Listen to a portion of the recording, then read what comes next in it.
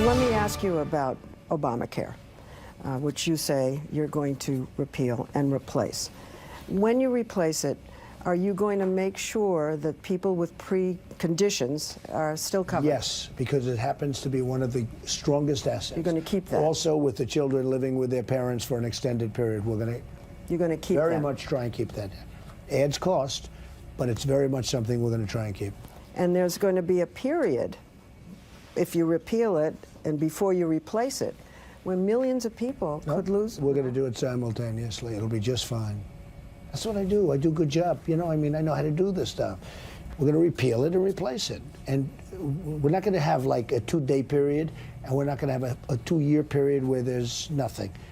It will be repealed and replaced, and we'll know. And it'll be great health care for much less money.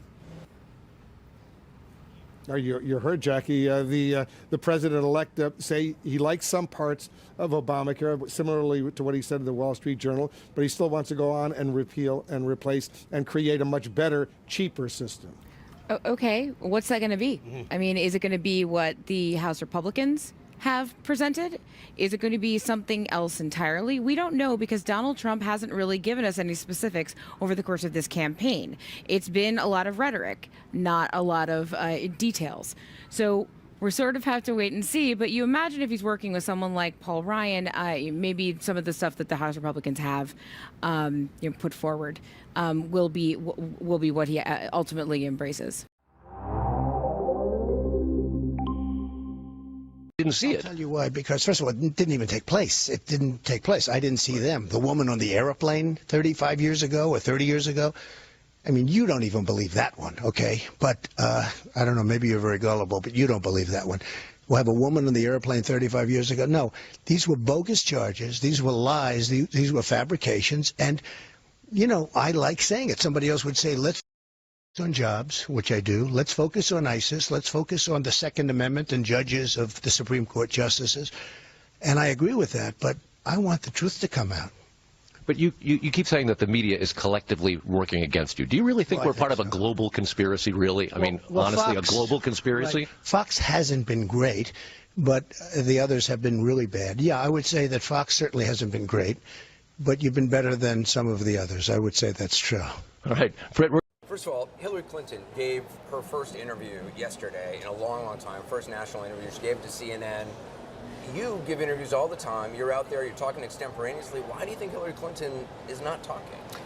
Well, Anderson, she's got a lot to hide. I mean, she gets a subpoena on emails, and from the United States Congress, and she gets rid of the emails and her server and everything. She said yesterday in the interview, by the way, she didn't get a subpoena. There is no subpoena. I mean, they said they issued a subpoena, but you're right. I mean, she handled it like, you know, what's going on? How can you do that? She has a lot to hide. She doesn't want to talk to the press. Look, she was the worst Secretary of State in the history of the United States. But you used to donate, I mean, you gave a lot of money to her over the years. Because I was a businessman. I guess I still am. But I was a businessman. I was with everybody. Everybody loved me. When I called them, they always treated me well. And that's part of the game. And that's part of what's wrong with this country. Because as a businessman, I could have gotten anything from anybody. And that is part of the problem. Lobbyists, donors, special interests. Is that why you were donating money to the people you donated? Because you donated to Democrats. I think in 2006, sure. You gave $20,000 to the Democratic Congressional Campaign Fund. You gave $1,000. Democrats and Republicans. I get along with everybody. To Republicans. Oh, whatever. But I've given millions. I've given millions to everybody. So do you give, though, based on principles, or do you give based on who's going to do things for you politically? They all love me. Let's put it that way. They all love me. I'm I did very nicely in life, and frankly, you give, and it's part of the problem, and I talk about it all the time, part of the problem. So even though you're doing it, you're saying it's a problem? Well, I'm saying this. They won't necessarily do what's right for the country. They'll do what's right for their special interest, their donor, their lobbyist, etc. Not good for the country. But you know, when you're going to get on the stage during those debates, and your Republican challengers are going to say, look, you're all over the place politically. You say you're a conservative Republican. You're giving money to Hillary Clinton, Harry Reid, Nancy Pelosi. I get along with everybody. And that's part of the problem we have in the country. So you also. were giving money based on political beliefs. You were giving money based on currying favor, like many people do. People love me. And you know what? I've been very successful. Everybody loves me. Politically, the other thing they're going to say is you're a flip-flopper politically. You say now you're a conservative Republican. Smoking gun goes back to 87 with your registration record. You were Republican, then you were independent, then you were Democrat for 8 years, then you were unnaffiliated, then you were Republican. Then you have to look at what Ronald Reagan did. He switched around too. Not so much different. Well, to somebody who says, though, look, you're the guy who said you're the stand-up guy, you're a decision maker. You seem to kind of be indecisive politically. You do have to understand that I'm in New York City. It's virtually impossible in New York State. If you look, I think it's 3-1 Democrat to Republican. It's virtually impossible. So as a businessman in New York City, and now all over the world, but as a businessman in New York City, I have to get along with Democrats. If I don't get along with Democrats, I'm sort of like out of business. But were you a Democrat when you said you were a Democrat? I was a Democrat for a period of time early on, and then I was also an independent, and then I became a Republican. I got to ask you about a couple things in the news. Washington Post, as you know, say that some of the workers building this beautiful hotel that you're building down in Washington, D.C. are illegal. They've talked to 15 workers. They said a number of those 15 came here legally through asylum. They're now legal, but that a number of them did say they're illegal. Isn't it hypocritical for you saying that illegal immigration is killing this country to be employing illegal immigrants? I read the story, and by the way, that story does not name any names. I'd love them if they could give us the names, but they said they spoke to 1 or 2, but they don't name them, and they don't even know if it's true. Well, what they say is several of the men who hail mostly from El Salvador, Honduras, Guatemala have earned U.S. citizenship or legal status through immigration programs targeting Central Americans fleeing civil wars or natural disasters. Others quietly acknowledge that they remain in the country illegally. They don't give numbers. They have to give us the names because we have, many illegal, or they're not going to give you names. They have to give us the names, and I have to say this. We believe so strongly. I hired a very big contractor, one of the most prestigious, one of the best in the world, to build the building. It's their responsibility to make sure they have Doesn't the buck stop with you, though? Yes, You're it does. paying their salaries. Oh, absolutely. We have gone out of our way to make sure that everybody in that building is legal. And we do have some that became legal. And wait a minute, we have many, I think, that became, frankly, me, you, everybody. I mean, ultimately, we were all sort of in the group of immigrant, right? But we have done that to the absolute letter of the law. We're very, very careful but on if the Washington Post can go there and talk to 15 people and find some illegal immigrants. They haven't shown us anything. I wish they would give us some names. We would get them out immediately. But you must have a guy on the job site. We have more than one guy, right. and we check it probably more carefully than any job that was ever built. Anderson, you have either anywhere from 11 to 34 million illegal immigrants in this country. They're all over the place. Nobody knows even where they come from. They probably come some from the Middle East. You don't know where they're coming from. We check on that building probably more carefully than anybody that's ever built a building before. And I think from what I heard, and I just checked it this morning because I asked the question because I read the article also, we are absolutely in beautiful, perfect shape. Now, I wish they'd give us the names. We would get rid of them immediately. This isn't the first time, though, this has been an issue. Daily Beast today, there's an article. I don't know if you've seen it. The headline says, they're talking about the building we're sitting in right now. They're saying Trump Tower was built on undocumented immigrant backs. How many years ago was that? This was, 35 years ago. 35 years ago. Yeah, they said 35 years ago. But this was a court case. 200 illegal immigrants, Polish workers, guys working for $5. Anderson, I hire a contractor. The contractor then hires a subcontractor. They have people. I don't know. I don't remember. That was so many years ago.